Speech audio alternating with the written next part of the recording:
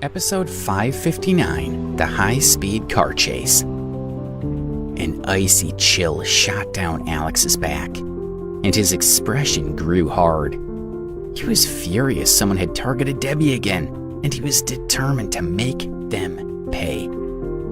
He said goodbye to his mother, giving her one last hug and making sure she got safely to her car. Then he pulled the scrap of paper with Cassidy's phone number from his pocket, scrunched it up, and tossed it into a garbage can. Rufus had sounded anxious on the phone. The Clifton family had already searched for Debbie, but they had been unsuccessful. Alex made his way to the airport and boarded the first plane to Baltimore. The trip was torturous, and he fidgeted with the need to do something. But eventually the plane landed, and he rushed to the shopping mall where Debbie had disappeared. According to Rufus, Debbie had been accompanied by 2 bodyguards, but she had still been snatched from right under their noses. She had used the bathroom, and the guards had been forced to wait outside. When she hadn't come back out, the guards had grown worried, and when they had investigated, they had found the bathroom empty. Rufus had already checked the mall's surveillance footage, and he spotted someone pushing a cleaning trolley out of the bathroom. The only plausible explanation was that Debbie had been hidden inside the trolley when it had been wheeled outside. Alex clenched his fists. He was angry, but he was also surprised by the abductor's ingenuity. Rufus and Alex searched the mall for a while, finding nothing. Giving up, they got into a car with Will Palmer and drove away from the mall. "We have a tail," Rufus said once they'd been driving on the freeway for a while. "Check out that black car."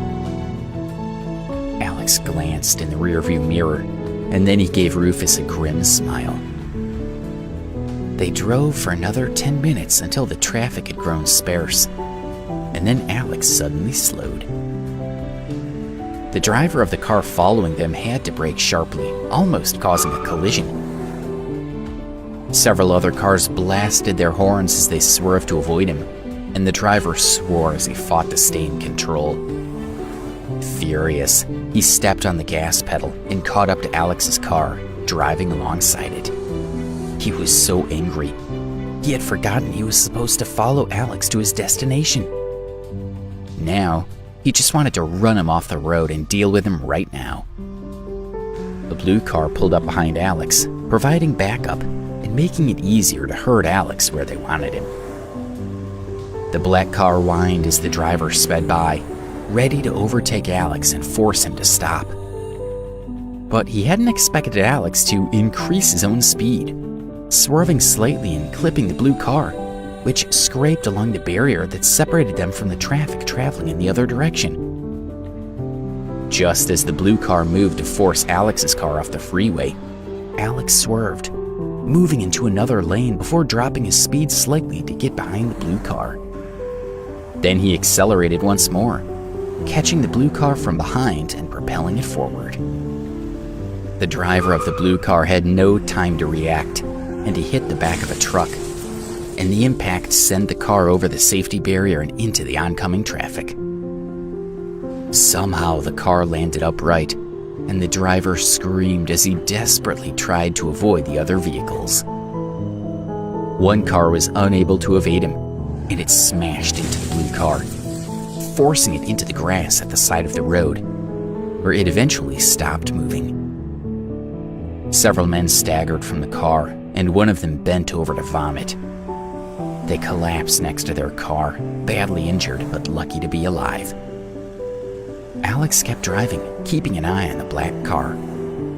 He pulled up alongside it, rolled down his window, and then he reached over and punched at the other's car window, wrapping his fist with inner power. The window shattered, sending bits of glass flying everywhere. The black car swerved, nearly colliding with a small van, but correcting course just in time. One of the passengers hit his head and passed out, slumping in his seat. Rufus nodded with satisfaction, glad Alex was driving, because he knew Alex would show no mercy. Once again, the black car increased its speed, pulling into the lead for a moment, and then Alex moved slightly ahead. Will leaned out of his window, reaching over to the other car and grabbing the bag that was lying on the passenger's lap, yanking it into Alex's car. He opened the bag, finding a walkie-talkie, a crossbow, and 3 bolts. As he examined the bolts, he frowned, noticing that they were thicker than usual and had been painted red. "Are those special red bolts?" Rufus asked, twisting around in his seat to see what Will had discovered. "How's that possible? Where could they have gotten those?" Alex frowned, about to ask what a special red bolt was, when he was stopped by a voice coming through the walkie-talkie. "Team 1 report, what's going on?" Alex held out his hand, and Will gave him the walkie-talkie. "Who the hell are you?" Alex demanded. For a moment, there was nothing but silence. And then, the voice merely said, "You'll find out soon enough." Alex scowled, dropping the walkie-talkie in his lap. "We need to get out of here," Rufus yelled, looking behind them. Alex glanced in the mirror, spotting another 3 cars coming up on them at high speed. "Who are they?" he asked.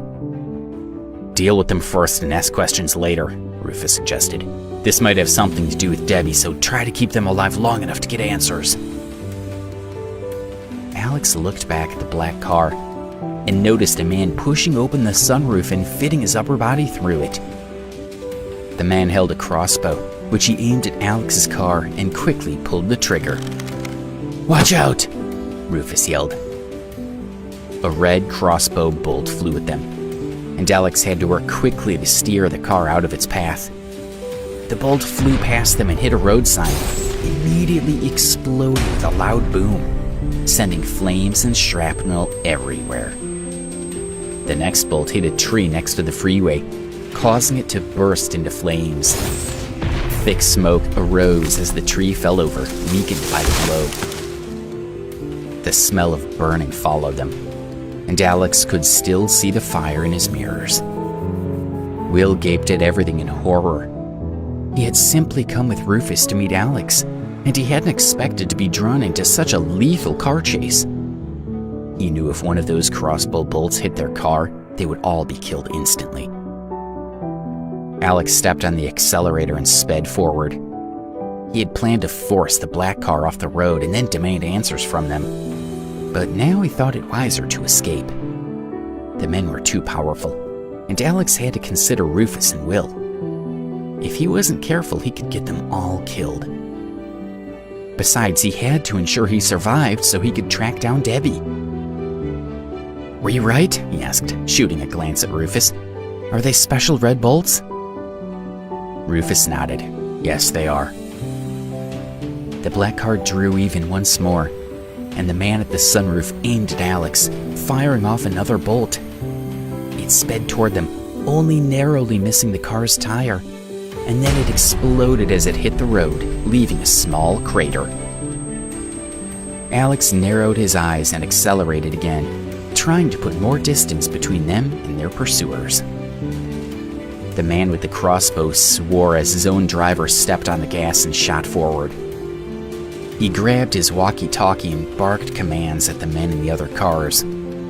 Moments later, the others opened their own sunroofs, lifted their crossbows, and took aim. Alex cursed under his breath as he drove, handling the car's controls with skill. The situation in Baltimore was clearly even more serious than he had thought. He had only just arrived, and already he was under attack.